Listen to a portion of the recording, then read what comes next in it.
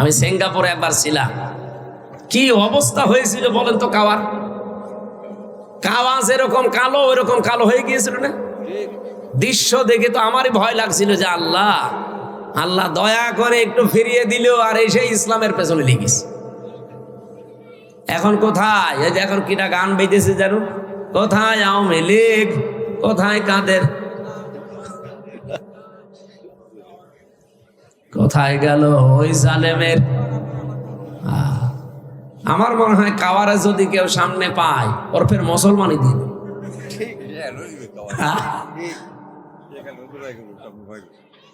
যা যা চরিত্র স্বাভাবিকতা হালকা পাতলা একটু দেখা যাচ্ছে, গভীরেরটা তো আমরা অনেকে জানি না।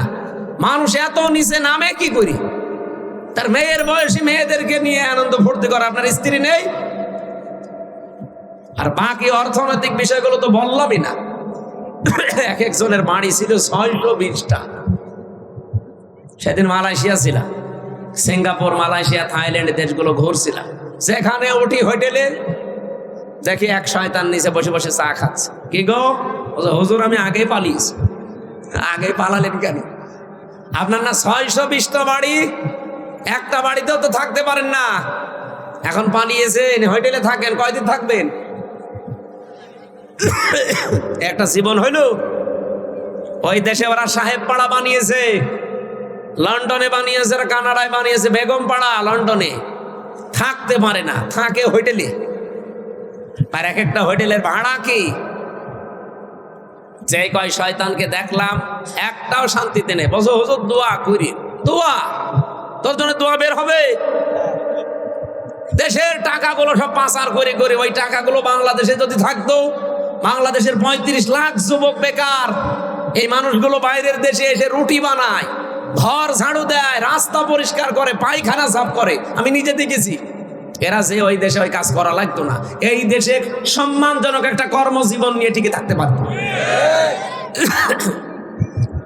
এই শয়তানরা যত টাকা পাচার করেছে, আমি একটা হিসাব করলাম সেদিন ইন্টারনেট দেখে, যত টাকা পাচার হয়েছে 15.5 বছরে, বাংলাদেশের 4 বছরের বাজেট দেওয়া সম্ভব। 4 বছর যদি এদেশ কিচ্ছু না করে, শুধু বসে বসে খায়, তাও এদেশ চলতে পারবে। এত টাকা পাচার হয়েছে।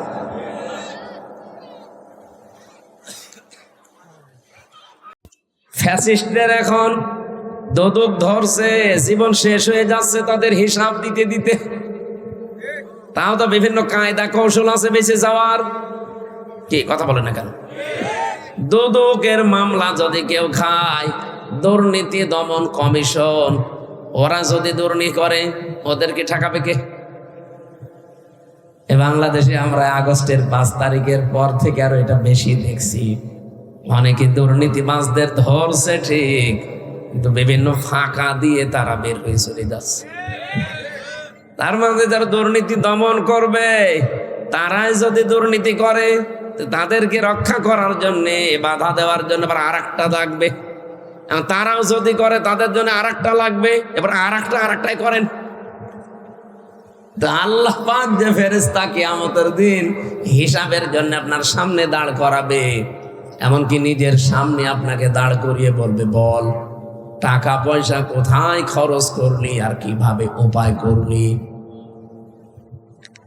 মা তাসালু কাদামা বানি আদম আবদি ইয়াউমাল কিয়ামাতি হাত্তা ইসালান 50 আন উমরিহি ফিমা আফনা ওয়া আন শাবাবিহি ফিমা আবলা ওয়া আমালিহি মিন আইনা ইকতাসাবাহু ওয়া ফিমা আনফাকাহু ওয়া আন ইলমিহি মাযা আমিলা ফিহি। মুত্তাফাকুন আলাইহি। হযরত আব্দুল্লাহ বিন মাসউদ থেকে বর্ণিত, বিশ্ব নবী নিজে জানিয়েছেন, কিয়ামতের দিন আল্লাহ প্রতিটি বনি আদম সন্তানকে তার নিজের সামনে দাঁড় করাবে। ও কক্সবাজারবাসী, এখানে যারা আছি প্রত্যেককেই কিন্তু আলাদা আলাদা দাঁড় করাবে আল্লাহ। 5টা প্রশ্নের সঠিক জবাব দেওয়া ছাড়া কেউ সামনেও যেতে পারবে না, পেছনেও যেতে পারবে না, জায়গায় দাঁড়িয়ে থাকবে। এই সময়টা আমাদের জীবনে আসবে না। এই কথা বলেন না কেন? পরীক্ষা হবে সেই কত কোটি কোটি বছর পর, অথচ প্রশ্নপত্র আগেই ফাঁস হয়ে গেছে যে এই প্রশ্ন আসতে পারে। আমরা যারা অনার্স মাস্টার্স পর্যন্ত করে আসলাম, 1 থেকে মাস্টার্স পর্যন্ত কোনোদিন আমি পরীক্ষার আগের দিন প্রশ্নপত্র হাতে পাইনি। পেয়েছেন? যেদিন পরীক্ষা হবে ওই দিনও সকালে দেয় না, সকাল 10টায় পরীক্ষা আরম্ভ, 10টা বাজার 2 মিনিট আগেও দেয় না। দেয়? ঘন্টা বাজার পরে দেবে। ওইটা দেখে যদি আপনি লেখাপড়া করে থাকেন পাশ করতে পারবেন, আর যদি ওই হিসাবে পড়াশোনা না থাকে আপনি ফেল করে বসে আছেন। অথচ মহান আল্লাহ কত কোটি কোটি বছর পরে পরীক্ষা নেবে, সেই পরীক্ষার প্রশ্নপত্র আগে এখন আমাদের কাছে অলরেডি ফাঁস হয়ে গেছে। ফাঁস করা প্রশ্নপত্র পেয়েও যদি কেউ পাশ করতে না পারে, ওকে ছাত্র কি কি ও কি? একটা ছেলে ওনার কাছে এসে বলছে, আব্বা কি পরীক্ষার রেজাল্ট দিয়েছে? রেজাল্ট দিয়েছে তো ভালো, তুই কাঁদিস কেন? কথা বলে না। আরে রেজাল্ট দিয়েছে, আমি মিষ্টি নিয়ে আনবো, ভালো করে বল তুই পাস না ফেল? বলছে, আব্বা ফেল করলে তো কথা ছিল, ছিলাম 5-এ, নামিয়ে দিয়েছে 3। এখন আমার 5-এ উঠতে আরো 2 বছর লাগবে। বলেন তো, যে ছেলেটা মিষ্টি আনার জন্য উনি ব্যস্ত, যে রেজাল্ট দিয়েছে, হয়তো কিছু না কিছু হলেও তো 33 পেয়েছে। ছেলে বলছে, আব্বা এমন রেজাল্ট হয়েছে, স্যাররা রাগ করেও ক্লাসে আমার রাখে নাই, 3 নামিয়ে দিয়েছে। কোথায় ছিল? বলেন বলেন। এখন আমার 5-এ উঠতেই তো লাগবে 2 বছর, এই কারণে আমি কাঁদতেছি। প্রশ্নপত্র ফাঁস হয়ে যাওয়ার পরে যদি আমাদের মতো মানুষ আমরা ফেল করি, বুঝতে হবে আমি ছাত্র না। এই কথা বোঝেন আমার? এই 5টা প্রশ্নের সঠিক জবাব দেওয়া ছাড়া তা না না না না, ফাঁক ফকর দিয়ে চলে যাবেন না, সঠিক জবাব দেওয়া লাগবে। 1 নম্বর একটা জীবন দিয়েছিলাম, কি করে ব্যয় করলে ওটা বল। 2 নম্বর একটা যৌবন দিয়েছিলাম 15 থেকে 45, এই সময়টা কি করে ব্যয় করলি বল। 3 নম্বরে কি করে সম্পদ উপার্জন করেছিল, ওই রাস্তাগুলো বল, দেখি তোর রাস্তাগুলো ঠিক আছে কিনা। 4 নম্বরে কোথায় কোথায় দিয়েছিস ওইটা বল। আমার মনে হয় 4 নাম্বার জায়গায় অনেক মানুষ ধরা খেয়ে যাবে। সম্পদ যে কোথায় ব্যয় করে ও নিজেও জানে না, অথচ সম্পদ গুলো তো আপনি কতদিন আগে আমার আল্লাহর কাছে বিক্রি করে দিয়েছেন, যেই দিন আপনি বলেছেন লা ইলাহা ইল্লাল্লাহ। এ কালেমা পড়ার মানে হচ্ছে আমার জীবন, আমার মরণ, আমার বেঁচে থাকা, আমার মরে যাওয়া, আমি সব আল্লাহকে অলরেডি দিয়ে দিয়েছি।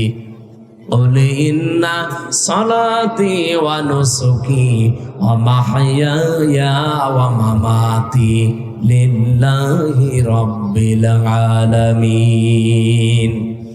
আল্লাহ পাক বলেন, যখন কালেমা মানুষ পড়ে তাকে এই কথা বলতে বলেন যে বলিন্না সালাতি ওয়া নুসুকি, আমার যত নামাজ কালাম আমি পড়ি, দৈহিক যত ইবাদত আছে এবং মালের যত ইবাদত আছে, এখানে নুসুক মানে শুধু কোরবানি না। নুসুকের অর্থ 3টা। এদিকে তাকান। নুসুক মানে 1 নম্বরে রক্ত প্রবাহ করা, যেটা আমরা কোরবানি বুঝি।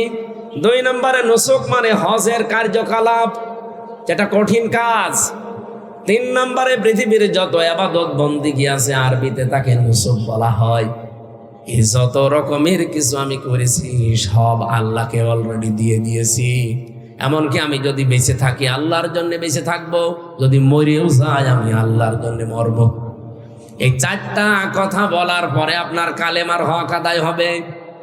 এজন্য এই আয়াতের ব্যাখ্যায় আমার আল্লাহ আরেকটা আয়াত সূরা তাওবায় দিয়েছেন, ইন্নাল্লাহা আশতারা মিনাল মুমিনিনা আনফুসাহুম ওয়া আমওয়ালাহুম বিআন্না লাহুমুল জান্নাহ।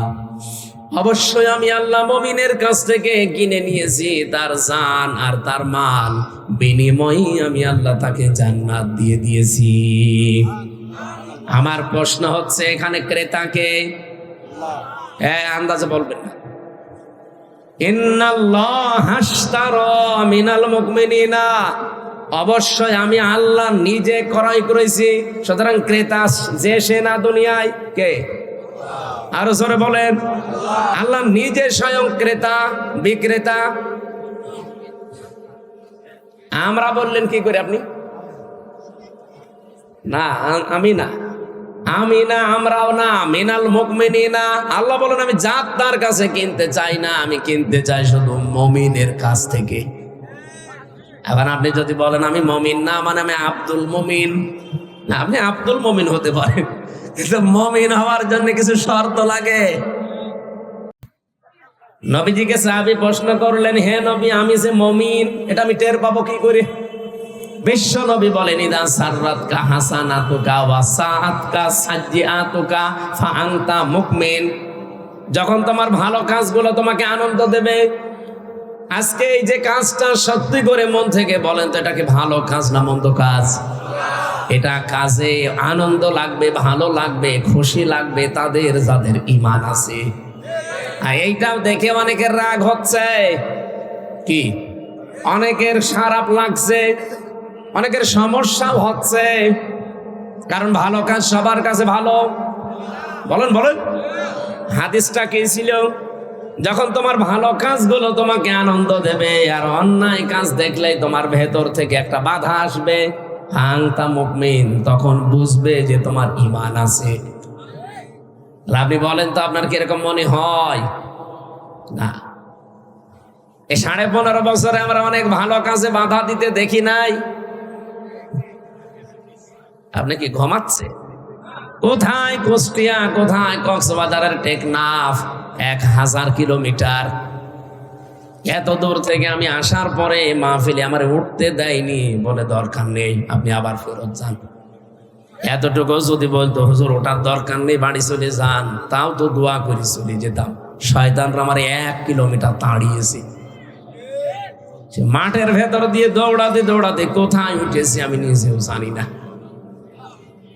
অবশ্যই আল্লাহু আকবার, নাউজুবিল্লাহ না বলে আল্লাহু আকবার। আমি দৌড়ানি খেয়ে মরি আর আল্লাহ। তার মানে এখানে বোঝা যাচ্ছে যে আমরা ভালো কাজে সবাই আনন্দ পাই না, এমনকি অন্যায় কাজেও সবার কষ্ট লাগে না, লাগে না। অনেকে অন্যায় কাজ করছে আনন্দ নিয়ে। কি কথা বলে না? এই যে আনন্দ যদি আপনি অন্যায় কাজ করে পান, আর এই আনন্দ যদি একটা হয়, এদিকে তাকান, হয়নি, আবার তাকান। আপনি পৃথিবীতে যদি আনন্দ পান কোনো কাজে, ওই কাজটা যদি হয় কোনো অবৈধ কাজ, এ পর্যন্ত বোঝা যায়নি। না না, ভাষাটা কঠিন হয়ে যাচ্ছে, আমি সহজ করে বলছি। আপনি যদি আনন্দ পান কোনো কাজে, সুখ পান, কিন্তু কাজটা যদি হয় অবৈধ, আপনি কোন দিকে তাকিয়ে আছেন? আমি তো মনে হচ্ছে এদিকে তাকাননি। ভালো করে আমি আবার বোঝাচ্ছি, আমি রিপিট করছি বারবার, এখানে কারণ আছে। নবীজিও একটা কথা গুরুত্বপূর্ণ হলে 3 বার বলতেন, কি? কিন্তু বিনা কারণে উনি কোনো কথা বলতেন না। নবীজির জীবন এটা ছিল না। কোনো কথা এমনি বিনা কারণে বলতেন না, কিন্তু যদি কারণ হয়, গুরুত্বপূর্ণ হয়, 3 বার পর্যন্ত বলতেন। আমি এই যে রিপিট করছি বারবার এই কারণে, আল্লাহ নিজেও এই আয়াতটা রিপিট করেছেন। আপনার সুখ যদি পৃথিবীতে কোনোটা অবৈধভাবে আপনি ভোগ করেন, আনন্দ ভোগ করেন, কিন্তু আনন্দটা, সুখটা বৈধ না, অবৈধ, একটা অবৈধ সুখ ভোগ করার কারণে এই পৃথিবী আর আখেরাত মিলে 70টা দুঃখ আপনাকে আল্লাহ ভোগ করাবে। আজ কক্সবাজারের হোটেলে, সমুদ্র সৈকতে কত মানুষ বাংলাদেশের বিভিন্ন জায়গা থেকে কার কাকে নিয়ে এসেছে ও জানে আর আল্লাহ জানে। আপনারা হয়তো এসব জানেন না বা করেনও না, কিন্তু যারা নিয়ে এসেছে, এই যে আনন্দ পাচ্ছে, তারা সুখে আছে। কেউ নিয়ে এসেছে তার শালীকে, কেউ তার ভাবিকে, কেউ অন্যের বউ নিয়ে এসেছে নিজের বউ বলে। আমি কি বেশি বলে ফেলছি? এরকম আছে না? আপনি এখনই রেট দেন, 1000 না হাজার হাজার পাবেন হারা কুষ্টি কক্সবাজার।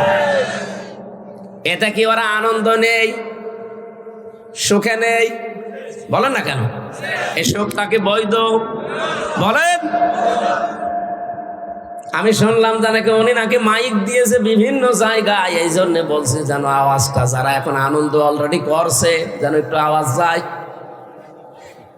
একটা অবৈধ সুখ যদি ভোগ করেন, একটা আনন্দ ভোগ করেন, একটা আনন্দ ভোগ করার কারণে আপনাকে ৭০টার সামনে দুঃখ ভোগ করা লাগবে। সুতরাং যারা ভাবি নিয়ে এসেছেন, অন্যের বউ নিয়ে এসেছেন, তাড়াতাড়ি বাড়ি দিয়ে আসেন। আপনি মুরব্বী মানুষ, আপনি বুঝবেন না। যারা বোঝার তারা বুঝেছেন। আমি এখান থেকে একটা উদাহরণ টানতে চাই। এই 15.5 বছরে যারা অবৈধ সুখ ভোগ করেছেন, একটা আপনার ক্ষতি হবে দুনিয়া আখিরাত মিলে কয়টা? বলেন বলেন। এই আসনের যিনি এমপি ছিলেন, আমি নাম জানি না, কিন্তু আমি এতটুকু জানি উনি নির্বাচনে নির্বাচিত এমপি না, বিনা ভোটের এমপি। আমি এতটুকু জানি, কারণ আমার নিজেরটাই তো আমি জানি। আমার এখন 33 বছর বয়স, 92 সালে আমার জন্ম। আমি যদি 18 বছর থেকে ভোট দিতে আরম্ভ করতাম, 3 বার ভোট দিতে পারতাম, একবারও পারি না। এই জন্য বলছে যে অন্তত এই 15 বছরে যারা এমপি ছিল এরা প্রত্যেকটাই অবৈধ। আর আসতে বলেন, এরকম কোন অবৈধ সুখ আর কেউ সামনে ভোগ করতে চান? তো অনেকে চাচ্ছে, এদের খুব তাড়াতাড়ি করছে, বলছে তাড়াতাড়ি দেন। কি দেব? কি দেব? নির্বাচন। নির্বাচন তো দেব, আগে সংস্কার করে নেবেন না? ওটা না করে আবার দেব, আবার দিনের ভোট রাতে হবে। কারণ এই মানুষগুলো তো এখনো দায়িত্বে বসে আছে। কথা বলে না?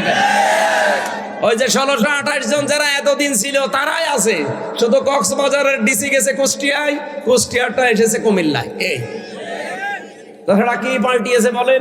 এই 1628 জনের একজনও পাল্টিয়েছে না। আমারে যারা রিমান্ডে নিয়ে 11 ঘন্টা টাঙিয়ে পিটিয়েছে, একটাও পাল্টায়নি, সব ওইটাই আছে। শুধু ঢাকা থেকে দিয়েছে হয়তো কক্সবাজারে, এতটুকু। আমার যে এডিসি মুসলমান, পরে ঢাকা কাউন্টার টেরোরিজম থেকে এখন পাল্টিয়ে দিয়েছে সাতক্ষীরার এডিসি করে, শুধু জেলা পাল্টিয়েছে, মাল তো একই আছে। এখন যদি আপনি ওই ওদের আন্ডারে দিয়ে দেন নির্বাচন, ওই ডিসি, ওই এসপি, ওই টিওনো, ওরাই তো নির্বাচন করবে। ওরা যেভাবে অভ্যাস তৈরি করেছে যে দিনের ভোট রাতে করা যায় তাই করবে। আমার সাথে জেলখানায় 3 বছর এক এসপি বসি ছিল, ও যে দিনের ভোট রাতে করেছে, ও নিজে প্রমাণ করছিল। মাঝে মাঝে আমার কাছে, আমি তো পাশে ফাঁসির কন্ডেম সেলের ভেতরে থাকতাম, আমার 24 ঘন্টা তালা লাগিয়ে রাখতো, কারোর সাথে কথা বলতে দিত না। সিসি ক্যামেরা দিয়ে 2 জন কারারক্ষী আলাদা বসিয়েছে। যেহেতু উনি ওই দলের লোক তো, আর ওনার ভেতরও একটা পাওয়ার আছে। নুসরাত হত্যা মামলার আসামি, নাম শোনেননি? এই ওসি একদিন আমারে যে বলছে, হুজুর আমি একটা তওবা করেছি, দেখেন তো। কি বলছে? এই যে নির্বাচন গেল, আমি বাইরে ছিলাম, রাত 12টার পর থেকে আমার লোকজন দিয়ে আমি ভোট কাটা আরম্ভ করলাম। বাক্সগুলো ভর্তি করে আজান দেওয়ার আগে আগে সব জায়গা মতো পাঠিয়ে দিলাম। এরপর আমি গোসল করলাম, ওযু করে 2 রাকাত তওবার নামাজ পড়লাম। এরপরে বললাম আস্তাগফিরুল্লাহ। হুজুর আমার এই তওবা কি হয়েছে? না, তওবা হয়নি, ইয়ার কি হয়েছে? এর নাম কি তওবা? আপনি কি দোষ আল্লাহর কাছে করেছেন যে আস্তাগফিরুল্লাহ পড়ছেন? দোষ করেছেন। কারণ একটা এমপি বানাতে 3.5 লাখ 4 লাখ হামজা লাগে, তাদের সব ভোট আপনি নিজেই দিয়ে দিলেন। তাহলে আমি তওবা করবো কি করে? হ্যাঁ, আপনার তওবার একটা পদ্ধতি আছে।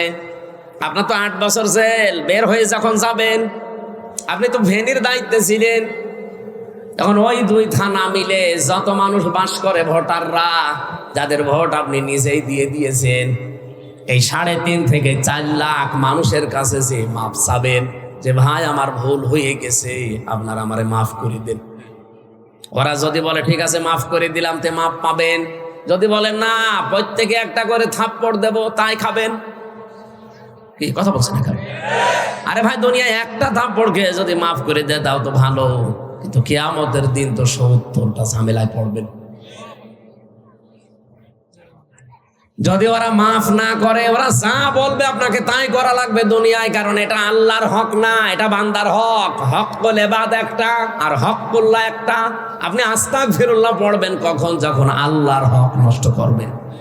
আর বান্দার হক যখন নষ্ট করবেন, আস্তাগফিরুল্লাহ হবে না। যার কাছে দোষ করেছেন তার কাছে মাফ চাওয়া লাগবে। সবচাইতে ভয়ঙ্কর বিষয় আপনার জন্য, আপনি 8 বছর পরে জেল থেকে বের হয়ে দেখবেন এই 3.5 লাখ 4 লাখ হামজার মতো মানুষ অনেকেই দুনিয়া থেকে বিদায় হয়ে গেছে। আপনি তাদের কাছে মাফ চাবেন কি করে? সুতরাং এই জালেমাকে টিকিয়ে রাখার জন্য যারা চেষ্টা চালিয়েছেন, ডাইরেক্ট ইনডাইরেক্ট, প্রত্যেকের জীবনে কলঙ্ক, প্রত্যেকের সামনে ধরা খাবেন। একটা একটা সুখ যারা পেয়েছেন, এক একটা সুখের জন্য 70টা দুঃখ আপনার কপালে দুনিয়া আখেরাত মিলে আল্লাহ লিখে রেখেছে। এবার আপনি ওইগুলো পাবেন, এরপরে অন্য কিছু। আমি তো আপনাদের এমপির নাম জানি না, এই জন্য উনি চেয়েছিলেন না কেন। উনি যেহেতু এই 15 বছরে এমপি হওয়ার পর, বলেন তো উনি তো বৈধ না অবৈধ এমপি? এই অবৈধ এমপি থাকাকালীন কোনো সুখ পায়নি, কোনো শান্তি পায়নি। এই সুখগুলো শান্তিগুলো কি বৈধ না অবৈধ? বলেন বলেন। যত অবৈধ সুখ এই 15 বছরে পেয়েছে উনি, যত নাম কাম পেয়েছে, যত মাল কামিয়েছে, নাকি উনি ফেরেশতা ছিল? এই 15 বছরে যত কিছু করেছে, যদি 50টা সুখ পায়, কয়টা? আরো জোরে বলেন।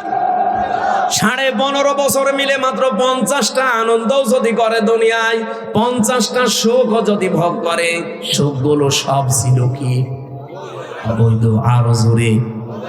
এক একটার জন্য দুঃখ হবে কয়টা? 70টা। তাহলে 50টায় আপনি একটু গুণ করেন, 3,500।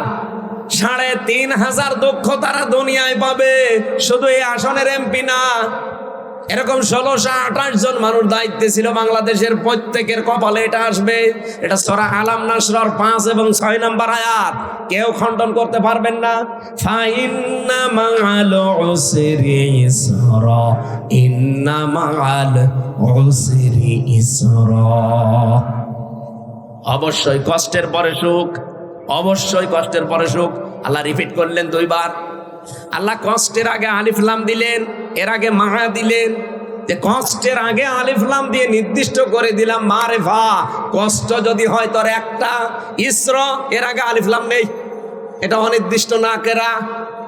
এই জন্য পৃথিবীতে একটা সুখ যদি কেউ অবৈধভাবে ভোগ করেন, আপনাকে কষ্ট পাওয়া লাগবে দুনিয়া আখেরাত মিলে কমপক্ষে কয়টা? আরো জোরে। কক্সবাজারে বিভিন্ন রকমের যারা এসেছেন, কত সুখ আপনি ভোগ করছেন বলেন। আপনার কপালে যে সামনে 70টা করে দুঃখ আসবে না। আমি আর নিচে নামলাম না। এরপরেও যদি কেউ না বোঝার ভান করে থাকেন, এদিকে আসেন, আসেন আসেন। এত সহজ বাংলা বলার পরেও যদি কেউ না বোঝে, হুজুর আমি এখনো বুঝি নাই, কানের নিচে এমন জোরে 2টা দেব না, আপনি সব বুঝতে পারবেন। আমার এই কথার সামারাইজ কি? অবৈধভাবে কোনো সুখ ভোগ করা যাবে? যারা পরকীয়া প্রেম করেন, এটা কি সুখ পায় না মানুষ? সুখ না পেলে 2-3 সন্তানের ছেলে মেয়ে সব রেখে আল্লাহ রাস্তায় চলে যায় কি করি? অবশ্যই সুখ পায়। কথা বলে না কেন? এই সুখটা কি বৈধ না অবৈধ? এরকম যত রকমের অবৈধ সুখ আছে দুনিয়ায়, যত রকমের অবৈধ শান্তি আছে, একটা ভোগ করবেন, ওর বিনিময়ে আপনাকে কমপক্ষে 70টা দুঃখ ভোগ করা লাগবে। যারা টেলিভিশনে, মোবাইলে, কম্পিউটারে, ল্যাপটপে উল্টা পাল্টা সিনেমা দেখেন, উলঙ্গ অর্ধ উলঙ্গ সিনেমা যারা দেখেন, নাচ গান দেখেন, আনন্দ পান না পান না? এটা কি বৈধ আনন্দ না অবৈধ? আরো জোরে বলেন। এক একটার জন্য 70টা দুঃখ সামনে লেখা হয়ে গেছে। এখন চিন্তা করেন আপনি লোড নিতে পারবেন কিনা।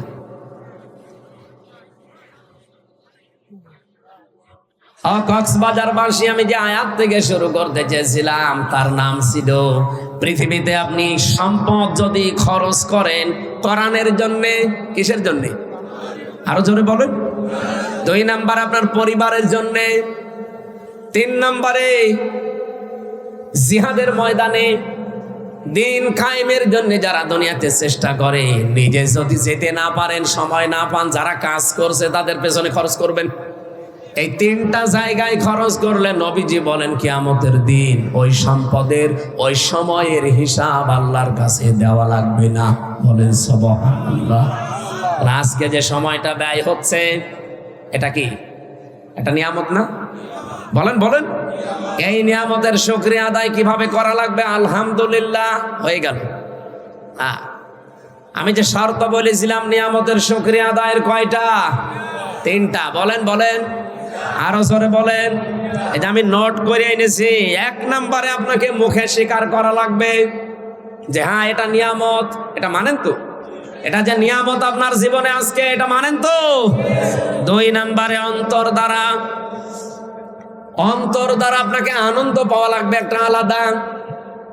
এই জন্য কোরআনে কারিমের সূরা আনফালের 2 নম্বর আয়াতে আল্লাহ এই আয়াতের ব্যাখ্যাটা দিয়েছেন এইভাবে, ইন্নামাল মুমিনুনা আল্লাযীনা ইযা যুকিরাল্লাহু ওয়াজিলাত কুলুবুহুম ওয়া ইযা তুলিয়াত আলাইহিম আয়াতুহু যাদাতুহুম ঈমানা ওয়া আলা রাব্বিহিম ইয়াতাওয়াক্কালুন। বলেন আল্লাহু আকবার। আল্লাহ বলেন আমার দৃষ্টিতে তো মুমিন ওই লোকটা যার সামনে আমার নাম উচ্চারণ হলে তার অন্তরাত্মা কেঁপে ওঠে ভয়ে। 2 নম্বরে আমার কোরআনের আয়াত যখন তাকে তেলাওয়াত করে বোঝানো হয়, তার ঈমান যতটুকু আছে ঈমান আরো বেড়ে যায়। আর বাড়ি যাওয়ার সময় তারা সিদ্ধান্ত নিয়ে বাড়ি যায়, আল্লাহ এখন থেকে ভরসা করব তোমার প্রতি। কার প্রতি? এই আয়াতে 3টা কথা পেলাম। আমার এর আগের আয়াতে ছিল আপনার অন্তর দ্বারা আপনি একটা আনন্দ পাবেন। এই যে ওয়াজিলাত কুলুবুহুম, আপনার অন্তরাত্মায় একটা আনন্দ লাগবে, একটা কাঁপ ধরবে। এটা কি? তাফসিরে মুফাসসিরিনে কিরাম লিখেছেন প্রতিটি মানুষের পাম স্তনের নিচে একটা গোস্তের টুকরা আছে। এই গোস্তের টুকরা এটা একটা কাঁপ ধরবে, আনন্দ লাগবে এখানে যখন নাচানাচি করবে। 2 নম্বরের শরীরের ভেতরে যতগুলো পশম আল্লাহ দিয়েছেন, প্রতিটি পশম দেখবেন আনন্দে খাড়া হয়ে যাবে। আপনি দেখেন, আর ভেতরে একটা অজানা অনির্বচন সুখ আল্লাহ আপনাকে আলাদা দান করবে। কি বললাম শব্দটা? একটা আলাদা অনির্বচন সুখ। এটা এই কক্সবাজারে কিনতে পাওয়া যাবে না, এটা আল্লাহর পক্ষ থেকে সরাসরি আসে। এই অনির্বচন সুখ, এটা উদাহরণ দিতে গিয়ে আমি পেয়েছি। এই যে মুরগির বাচ্চারা সিল থেকে, কোন দুশ্মন থেকে নিজের বাচ্চাকে রক্ষা করার জন্যে এভাবে নিজের পাখাকে ডাউন করে দেয়, এরপরে ফল করে। কি করে না? মুরগির বাচ্চারা যখন নিজের পাখাকে এভাবে ডাউন করে দেয়, ফল করে দেয়, দেখবেন বাচ্চাগুলো নিচে এসে আশ্রয় নিয়ে একটা কিচির মিচির আওয়াজ দেয়। এইটাকে বাংলায় বলা হয় অনির্বচন সুখ। তারা মনে মনে ভাবে তার মাকে এই কিচির মিচির আওয়াজ দিয়ে জানাতে চায়, মা এতক্ষণ চাইছিলাম, এখন যেখানে আছি কেউ আমাদের আর দেখতে পারছে না, আমাদের বিশ্বাস হয়ে গেছে তোমার এই আঁচলের নিচে থাকাকালীন কেউ আমাদের ক্ষতি করতে পারবে না। এটা একটা আনন্দ পায় আলাদা। ওই আনন্দ যাকে তাকে আল্লাহ দেয় না। ওরা যেহেতু সব দিক থেকে নিরাপত্তা পেয়ে গেছে, এই জন্য আনন্দটা পায়। আমরা যদি সত্যি আল্লাহর আয়াত শোনার পরে রব্বুল আলামিন আমাদের ঈমান যখন বাড়িয়ে দিতে থাকবে, একটা আলাদা শান্তি পাবেন, যে শান্তি চার দোকানে বসে যারা গল্প করছে, যারা গেজাচ্ছে, তারা এই আনন্দটা পাবে না। কি কথা বলছেন? অজিলাত কুলুবুহুম, অন্তরাত্মায় কাঁপ ধরবে, পশমগুলো খাড়া হয়ে যাবে, অনির্বচন একটা আলাদা সুখ আপনি অনুভব করবেন। তাহলে নিয়ামতের শুকরিয়া আদায়ের দ্বিতীয় শর্ত এটা। আর আমার বিশ্বাস আমরা এখানে যারা মন দিয়ে কোরআন শুনছি তারা এটা পাচ্ছি না? 3 নম্বরে পেয়েছি আল্লাহর দেওয়া নিয়ম নীতি মেনে নেওয়া। এখন এই আয়াতের ভেতরে কি নিয়ম নীতি দেওয়া আছে এইটা শোনার পরে যদি আপনার প্র্যাকটিক্যাল লাইফে আপনি মেনে নিতে পারেন, তাহলে আপনি নিয়ামতের শুকরিয়া আদায় করলেন। আর নিয়ামতের শুকরিয়া যদি কেউ আদায় করে, কমপক্ষে আমার আল্লাহ কিছু না করলেও ওইটা জীবনে আবার বাড়িয়ে দেবে। তার মানে আবার আর একবার ফিরে আসবে জীবনে, আপনি আবার কোরআনের সাথে সময় দিতে পারবেন, আবার কোরআনের পেছনে শ্রম দিতে, অর্থ খরচ করার সুযোগ পাবেন। ওয়ালা ইন কাফারতুম, যদি কুফরি করো, কুফরি কাকে বলে? বাংলা অর্থ কুফরি শব্দের অর্থ হচ্ছে ঢেকে ফেলা। কি করা? এই যে যারা চাষ করে খায়, যারা বিভিন্ন জিনিস চাষ করে, তাদেরকে আরবিতে বলা হয় কাফের। এখন যদি যারা এই যে ধান লাগায়, ওরে যদি বলেন এই কাফের, ও আপনার ছাড়বে। অথচ আরবিতে কিন্তু, আরবি দেশ হলে ওরে কাফেরই বলতাম। কাফের মানে ঢেকে ফেলা, গোপন করা। ও যেহেতু বীজকে মাটির ভেতরে ঢেকে ফেলে, গোপন করে দেয়, এই জন্য আরবিতে ওর নাম কি? কাফের। বলেন বলেন, কি বুঝলেন এখান থেকে? ওয়ালা ইন কাফারতুম, যদি তোমরা কুফরি করো, আমার নিয়ামতকে জানার পরে, শোনার পরে, দুনিয়ার কোন স্বার্থ পেয়ে যদি গোপন করে দাও, ঢেকে রাখো, জানতে না দাও, প্রকাশ না করো। আল্লাহর নিয়ামত কি ছিল আজকে? এখান থেকে আমি প্রথমে শব্দ বলেছিলাম যে আমার দায়িত্ব সঠিকটা তুলে ধরা, আর আপনার দায়িত্ব এইটা নিয়ে বাড়ি যেয়ে চিন্তা ভাবনা করা। আমার যে তেলাওয়াতকৃত আয়াত আছে সূরা হুজুরাতের 12 নম্বর আয়াত, আর যে হাদিস আছে, ওই হাদিসের ব্যাখ্যা অনুযায়ী যতটুকু জানবেন, আমি যতটুকু জানি বলবো, আপনি যতটুকু শুনবেন অতটুকু বাড়ি যেয়ে চিন্তা ভাবনা করবেন। এটা যদি কেউ না করে, না এগুলো সব করতে গেলে তো আমার অনেক কিছু হারানো লাগবে, এটার নাম কাফের। আমার কথা বোঝা গেছে না? তাহলে আপনি নিজে আজকে কাফের হয়ে যেতে পারেন। যা জেনেছেন এটা যদি আপনি নিজে না মানেন, না প্রচার করেন, গোপন করে রাখেন, দুনিয়ার কোন স্বার্থ পেয়ে যদি বলে চেপে রাখেন, না দরকার নেই, দিনকাল ভালো না। এখনো পর্যন্ত অনেকে এই 2025 সালের এপ্রিল মাসের 15 তারিখেও বলছে যে হুজুর দিনকাল ভালো না, অত বেশি ঝামেলায় যাওয়ার দরকার নেই। দিনকালকে 1500 বছর আগে ভালো ছিল। হ্যাঁ, সে সময় তো বেলালকে পিঠের উপরে পাথর চাপা দিয়ে রাখতো, হযরতে সুমাইয়াকে লজ্জাস্থানে বর্ষা দিয়ে আঘাত করে দুনিয়া থেকে বিদায় করে দিয়েছে। সে সময় আমাদের তুলনায় ভালো ছিল না খারাপ ছিল? আপনি যে বলেন দিনকাল ভালো না, অত দরকার নেই, তারা যদি বলতো দিনকাল ভালো না, তাদের মুখে মানায় তো, আপনার মুখে মানায়? এটা আল্লাহর কোন বিধান জানার পরে দুনিয়ার যে কোনো স্বার্থে আমরা যেন গোপন না করি। এই সারা বাংলাদেশে 15.5 বছর এই আয়াতটা গোপন করার কারণে দেশের অবস্থা এতদিন জালেমরা টিকেছিল।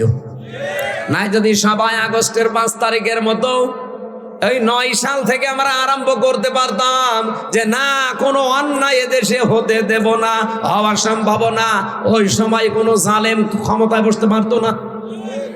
জীবন তো আমাদের ঠিকই গেল। 2732 জন মানুষ অলরেডি জীবন দিয়ে দিয়েছে। জীবন তো ঠিকই গেল। 34,000-এর মতো প্রায় মানুষ হাসপাতালের বেডে কাতরায়। সবই গেল। মাঝখান থেকে 15.5 বছর দেশটা জাহান্নাম হয়েছিল।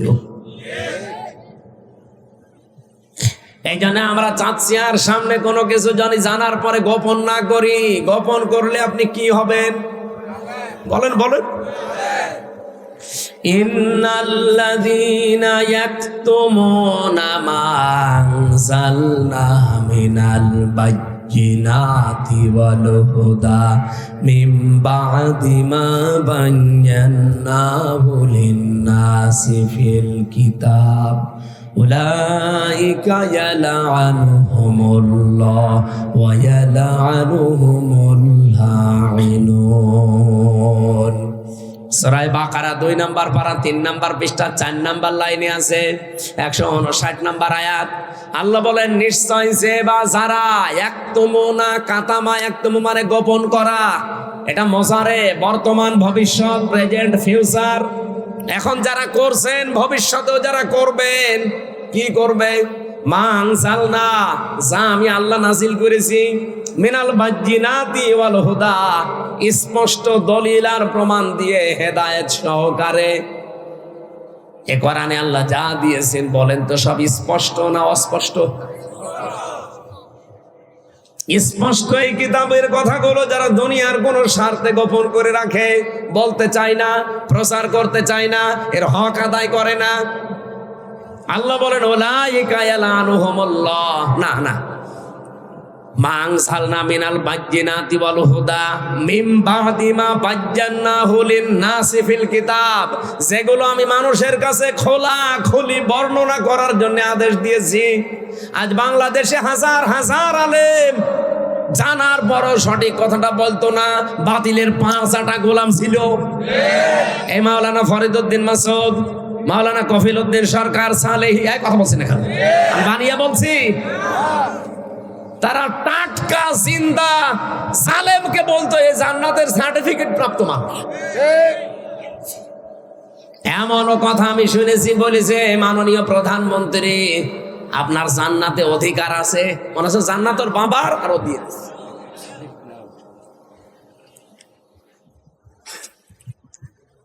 এই আলেম নামে এই জালেম গুলোর কারণে 15.5 বছরে এই জালেমা টিকেছিল, তাছাড়া এতদিন টিকার কথা না। আমরা বলি একরকম, জালেমরা যে বোঝায় আর একরকম। এই যে কোরআনের আসল কথাগুলো গোপন করে করে দিয়ে যারা দুনিয়ার বিভিন্ন স্বার্থ পেয়েছে, বাইতুল মোকাররমের ক্ষতি পর্যন্ত হয়েছিল। এত বড় একটা জালেমা মহিলাকে আপনি নিজেও জানতেন যে এর মতো জালেমা পৃথিবীতে নেই। 6 জনের তালিকা আছে দুনিয়ায়, এ পৃথিবীতে নিকৃষ্ট মানুষ 6 জন, তার ভেতরে হাসিনা একজন। আমি বানিয়ে বলছি না, আপনি আন্তর্জাতিক রিপোর্ট গুলো দেখেন। তাম দুনিয়ায় 257টা রাষ্ট্র আছে। এই 257টা রাষ্ট্রের যত মানুষ পৃথিবীতে এখন বাস করছে, 6 জন মানুষ সবচাইতে নিকৃষ্ট পৃথিবীর মানুষের কাছে, তার ভেতরে হাসিনা একজন, এই মোদি একজন, এই নেতানিয়াহু একজন, আর ওই যে ট্রাম্প আরো 2 জন আছে, আমি নাম নিলাম না। এত বড় জুলুম পৃথিবীতে আর কেউ করে না। হাসিনার নামটা এসেছে শুধু আয়না ঘর বানানোর কারণে। মানুষ এত নিচে নামতে পারে? আরে ভাই, আপনি তো নিজে বাস্তবতা বোঝেননি। আমি নিজেও 10 দিন ছিলাম আয়না ঘরে, তাও মিনিটাই, ছোটটাই। আর বড়টাই যারা ছিল, বেগটাই, কি অবস্থা তাদের। আমার সাথে ছেলে একজনকে দিয়েছিল, তার নাম মাওলানা মুফতি ফখরুল ইসলাম। আল্লাহর এই বান্দা আমারে মাঝে মাঝে বলতো, হামজা ভাই আপনার সাথে আয়না ঘরে কি করেছে আমি জানি না, তবে আমার সাথে কি করেছে, এই পায়ের ভেতরে এভাবে হাত দিয়েছে, সামনে যে লোহার ব্যারিকেড আছে ওর সাথে হাত লাগিয়ে সেকল দিয়ে তালা লাগিয়ে দিয়েছে। 24 ঘন্টা এভাবে বসে থাকা, 24 ঘন্টা শোয়া কারে বলে আমি জানি না। 24টা ঘন্টার ভেতরে মাত্র 1.5-2 মিনিট সময় দিত টয়লেট করার জন্য। সকালে কয়েকটা পচা ছোলা দিয়ে যেত, আর দুপুর বেলা 1 মুঠ ভাত দিত, তা মনে হচ্ছে কেউ মাখিয়ে দিয়েছে। আমি দেখতাম মাঝে মাঝে ওই ঘর তো এমনি ছোট, আমি তো ফাঁসির কন্টেম ছেলে, এদিকে 3.5 হাত, এদিকে 2.5 হাত, এতটুকু একটা জায়গা, তারপর আবার সামনে টয়লেট দেওয়া। জেলা কারাগার গুলোতে এগুলো নেই, ওগুলো হাই সিকিউরিটি জেলে আছে। ওখানে জেল তো জেল, জেলের ভেতরে আর এক জেল, তার নাম সেল, সেলের ভেতরে আর এক সেল, তার নাম ফাঁসির কন্টেম সেল, যেগুলো মার্ডার মামলার আসামিদেরকে রাখা হয়। আর আমারে রেখেছিল ওখানে 3 বছর। আর ওর ভেতরে আবার আর একটা আছে, তার নাম কবর সেল। কবরের মতো, নড়াচড়াও করতে পারবেন না, ইলিশের মতো থাকা লাগবে, ওর নাম ইলিশ ফাইল। এখানে আসার সময় একটা কারাগার দেখলাম, জেলা কারাগারকে তো অত সমস্যা নেই, আমি জেলা কারাগারও ছিলাম। আমার সে জন্মই হয়েছে কারাগারে থাকতে থাকতে। মনে হচ্ছে যে আমার শ্বশুর বাড়ি ওইটা। আর মনে হয় জীবনে আমার এই বিয়ে হয়েছে যে কয় বছর, শ্বশুর বাড়ি আমি অতদিন যাইনি। আর এবারে বিয়ে করার পর থেকে খালি শ্বশুর বাড়ি। কঠিন অবস্থাতে আমারটা বললেই তো আমার ভয় লাগে। আর উনি বলছিল যে ভাই আমি 3 বছরে শোয়া কারে বলে জানি না। দেখতাম মাঝে মাঝে কন্টেম ছেলে যতটুকু জায়গা হাত পা ছেড়ে দিয়ে ষাট পাট হয়ে পড়ে আছে। বললাম আরে ভাই আপনি যদি এভাবে থাকেন না আমি বসবো কোথায়? এমনিতে জায়গা ছোট, একজনেরই হয় না, আপনার 2 জন আমাদেরকে এক জায়গায় দিয়েছে। আর আপনি যেভাবে থাকেন আমার তখন শোনায় তো যে হামজা ভাই মানুষ যে শুয়ে থাকে এটা যে কত বড় নিয়ামত ওরা টের পায় না। তাই আমি জানি। আপনি ভাবতে পারেন 1 দিন 2 দিন 5 দিন পরে ছেড়ে দে না, বছরের পর বছর ব্যারিস্টার আরমান 9 বছর কাটিয়েছে ওইভাবে। আপনি নিজেকে ওই জায়গায় একটু দাঁড় করেন তো কেমন লাগে? আপনি পারবেন? আমি যে অসুস্থ কেন? এই কারণে খাবার দাবারও ঠিক মতো আমি পাই না। এমন কোন শরীরের 1 ইঞ্চি জায়গা নেই যেখানে জালেমরা টর্চার করে না, মাথার চুল থেকে শুরু করে পায়ের তালু পর্যন্ত। এখন অনেকে এখনো পর্যন্ত জালেমের পক্ষে সাফাই গায় যে কি হয়েছে, ববু চলে গেল, কি হয়েছে তোমার তো সাথে হয়নি, তোমার সাথে যদি এরকম হইতো তুমি টের পেতে। আমি নিজে ভিকটিম, আমি হালকা পাতলা টের পাচ্ছি। আমি এই যে চেয়ারটা সরিয়ে দিয়ে এটা নিয়ে আসলাম কেন? মানে আমার বললাম না পেছনে এমন অবস্থা আমি বসতে পারি না, নরম জায়গা ছাড়া বসলে 2-3 মিনিটের ভেতরে আমার পেছনে ব্যথা করে। এই জন্য বললাম ওই চেয়ার সরিয়ে দেন, এটা দেন যেন একটু বসে থাকা যায়। ও চেয়ারে বসলে আমার 10 মিনিট পর পর ওঠা লাগবে।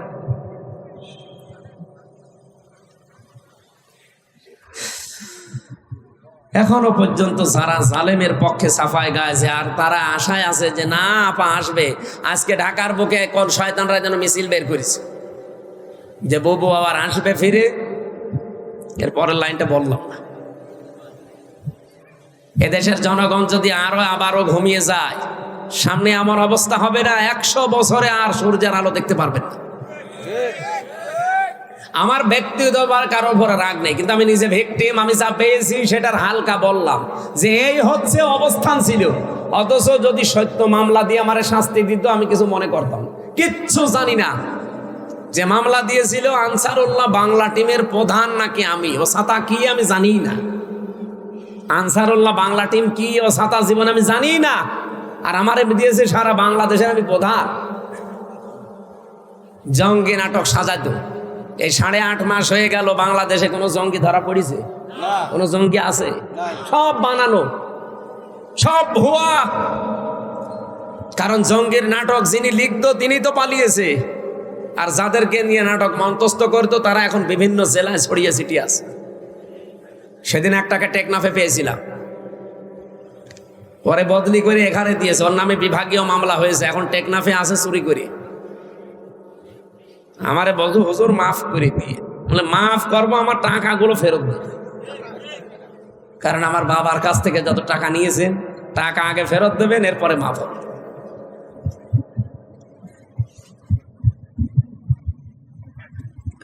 আমার ভাইরা এই যে নিকৃষ্ট মানুষদের তালিকা তো আর আমরা বানাইনি, সব খ্রিস্টানরা বানিয়েছে। এমনি বানায়নি, তাদের পুরা কর্মজীবনটা দেখেছে যে মানুষ কত নিকৃষ্ট হতে পারে।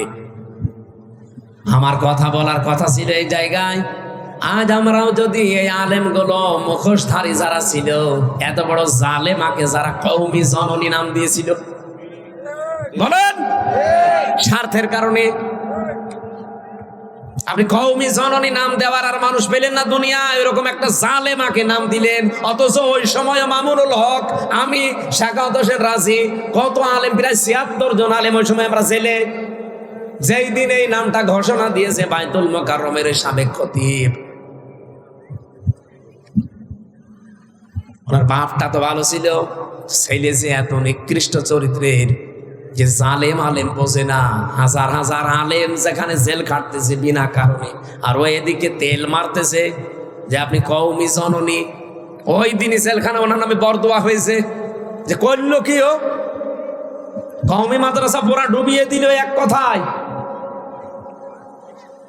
আজ আমরা যদি গোপন না করতাম, এই জালেমরা এতদিন টিকে থাকার কথা ছিল না। যারা গোপন করে নাই, সঠিক কথা বলতো, তারাই জেল খেটেছে, তারাই গুম হয়ে গেছে।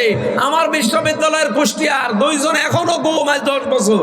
তারা জানে না বেঁচে আছে না মরে গেছে, মুকাদ্দাস আর অলিউল্লাহ।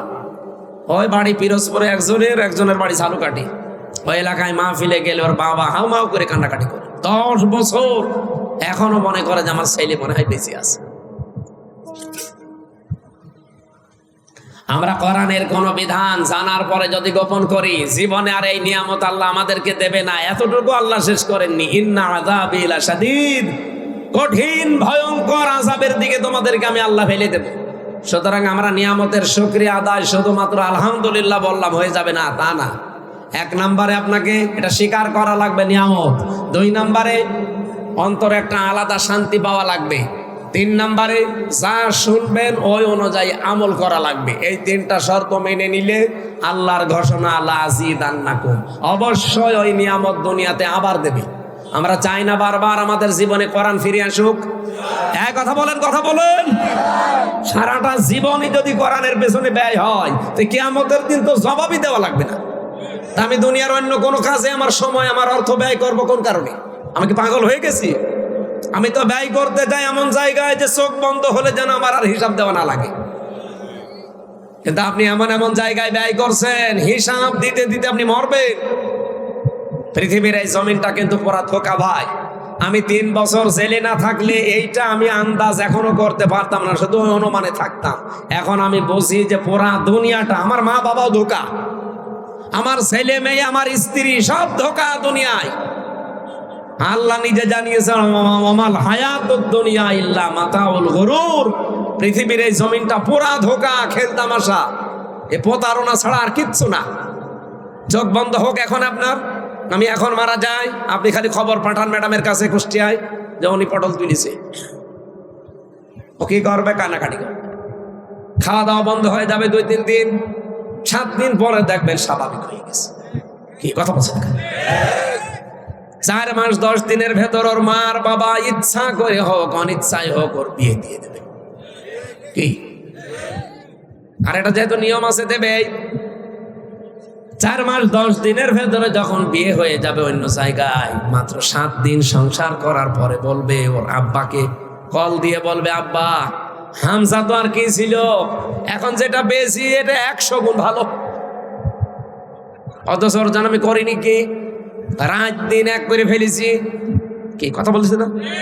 আমরা অনেক স্বামী আছি তার স্ত্রীকে খুশি রাখার জন্য, সুখে রাখার জন্য, মা বাবাকে খুশি রাখার জন্য, সুখে রাখার জন্য, সন্তানাদির আখের গোছানোর জন্য অনেক মানুষ আমরা এখন এই পাগলামি করছি যে বাবা শাহজালাল সব হালাল। এরকম মানুষ নেই দেশে? আছে মানে আমরা আছে মানে আপনি এখান থেকে পরিত্রাণ পাওয়ার জন্য চেষ্টা চালান। এমনকি এখানে এই ভট্ট মিয়া যদি এখন 100 বছর পরে এই কক্সবাজারে আসে, ওনার যে বাড়ি দেখলাম জান্নাত মনে হয়, দ্বিতীয় জান্নাত। এই বাড়িতে 100 বছর পরে উনি আসলে জীবনে ওনারে ঢুকতে দেবে না। কি কথা বললেন? আমি কি বানিয়ে বলছি? জীবনও না। আমি আমার নিজেরটা বলছি। আমার বাবার নাম রিয়াজউদ্দিন জাহান আলী, তার বাবার নাম নমাজ আলী। এরপরে আমি আর জানি না। হ্যাঁ, 3 পুরুষের পরে আমার জানি না, আর আমার জানার দরকারও নেই, কারণ আমি তাদের চিনিও না, তাদের নামও জানি না, তাদের জীবনে দেখিও নি। আমি নমাজ আলীকেও দেখিনি, শুধু নাম শুনেছি। আমি আমার জাহান আলী পর্যন্ত চিনি, আমার দাদা, ওই দাদার বাপকে আমি দেখিনি। এবার বলেন তো, এনারে যদি জিজ্ঞাসা করেন ওনার বাবার নাম কি, বলেন? বেলায়েত হোসেন দাদার নাম, তার বাবার নাম আর মনে নেই। আমারও তো 3টা মনে আছে, ওনার 2টো মনে আছে। এখন ওই হাসমত আলী ওনার হচ্ছে দাদা, হাসমতের বাবা যিনি, তিনি যদি এখন ফিরে এসে বলে এই কক্সবাজারের এই ভিটা আমার, এই বাড়ি আমার, ঢুকতে দেবে? উনি কেন, আমার নিজের ওই নমাজ আলীর বাবা যদি এখন ফিরে আসে, অথচ মাত্র 100 বছর আগে মারা গেছে, ওই লোকটা যদি এখন ফিরে এসে বলে যে এই সব আমার ছিল, এই ভেটা আমার, এই কুষ্টিয়ার 2 তলা বাড়িও আমার, আমি বলবো ভণ্ডামি করেন, দাঁত মুখ সব খুলে ফেলবো। যান এখান থেকে যান। আপনার যদি জায়গা না থাকে, মসজিদে থাকেন, কথা বলছেন এখানে, এইটার নাম দুনিয়া না? আল্লাহ এইটাই বুঝিয়েছেন সূরা আলে ইমরানে, রাব্বুল আলামিন বলেন ফামাঙে সহসিহানিন নার ওয়া উদখিলাল জান্নাতা ফাকাদ ফাজ। এই পৃথিবী আসল না, হার জিত হবে মরণের পরে। কাউকে যদি আল্লাহ জাহান্নাম থেকে মুক্ত করে জান্নাতে দিয়ে দেয় তার জীবন সফল, এটা এক অর্থ। আর একটা অর্থ আছে, আপনারা শুনতেছেন? এটা সূরা আলে ইমরান 4 নম্বর পারা 13 নম্বর পৃষ্ঠা 13 নম্বর লাইনের 185 নম্বর আয়াতের শেষের দিকে আছে। আল্লাহ বলেন হার জিত এই দুনিয়ায় নেই, আসল সফলতা বিফলতা মরণের পর। যদি কাউকে আমি জাহান্নাম থেকে মুক্ত করে জান্নাতে দিয়ে দেই এর জীবন পুরো সফল, এটা এক অর্থ। আর একটা অর্থ কি? আর একটা অর্থ হচ্ছে দুনিয়ার জীবনে কাউকে যদি জাহান্নামের কাজগুলো থেকে আস্তে আস্তে আমি মাইনাস করে করে বিরত রেখে রেখে জান্নাতের কাজের দিকে আস্তে আস্তে এগিয়ে দেই। আগে আপনি জাহান্নামের কাজগুলো করতেন, আস্তে আস্তে ছেড়ে দিয়েছেন, জান্নাতের কাজের দিকে এখন আস্তে আস্তে এগিয়ে যাচ্ছেন, আপনার জীবন সফল। আপনি আগে ঘুষ খেতেন, এখন আর খান না। আগে সুদ খেতেন, এখন আর খান না। আগে নামাজ পড়তেন না, এখন পড়া আরম্ভ করেছেন। আপনি মনে করবেন আমি আস্তে আস্তে জাহান্নামের পথ থেকে দূরে সরে জান্নাতের নিকটবর্তী হচ্ছি। এরকম জীবন আমরা এখনো বানাতে পারি নাই। আগে অনেকেই ঘুষ খেত ব্যাংকের, সুদ খেত ব্যাংকের মাধ্যমে, এখন ডিজিটাল কায়দা আরম্ভ করেছে। এখন টাকা ছেড়ে রাখে, টাকা আসে, একটু বেশি পাওয়া যায়। এলাকায় এখন আরম্ভ হয়েছে কিনা আমি জানি না, ওই যে টাকা ছেড়ে রাখে 1000, তখন 100 টাকা বেশি দেয় মাসে মাসে। এই সুদ যারা খাচ্ছেন এরা কিন্তু নিজের মায়ের সাথে জেনা করছেন। এ নাউজুবিল্লাহ পর্যন্ত কি শেষ না? এটা আজকে মানা লাগবে। বলেন বলেন। যারা টাকা ছেড়ে রেখেছেন, 1000 টাকা দিলে 100 টাকা বেশি দেয়। যদি এরকম কেউ থাকেন এই মুহূর্তে তওবা করা লাগবে যে আমি আমার আসল টাকা বাদ দিয়ে বাকিটা মাফ করে দিলাম, আমি আর নেব না। কারণ আমি মায়ের সাথে জেনা করে নামাজ পড়ে করবো কি? কি কারা কারা ছেড়ে দিতে পারবেন? হাত তোলেন তো। আরে আল্লাহ, এলাকায় এই ব্যবসা তো ধ্বংস চলছে। বাবা শাহজালাল সব আলাল চালান, অসুবিধা নেই। অন্তত যারা হাত তুললেন ছেড়ে দেওয়া লাগবে।